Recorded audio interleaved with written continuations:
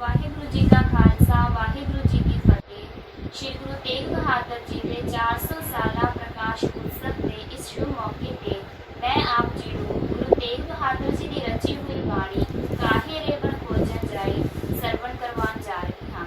ਇਸ ਬਾਣੀ ਦੀ ਰਚਨਾ ਧਨਾਸਰੀ ਰਾਗ ਵਿੱਚ ਕੀਤੀ ਗਈ ਹੈ ਅਤੇ ਮੈਂ ਆਪ ਜੀ ਨੂੰ ਇਹ ਬਾਣੀ ਧਨਾਸਰੀ ਰਾਗ ਵਿੱਚ ਹੀ ਸਰਵਣ ਕਰਕੇ ਸੁਣਾਵਾਂਗੀ। ਵਾਹਿਗੁਰੂ ਜੀ ਕਾ ਖਾਲਸਾ ਵਾਹਿਗੁਰੂ ਜੀ ਕੀ ਫਤਿਹ।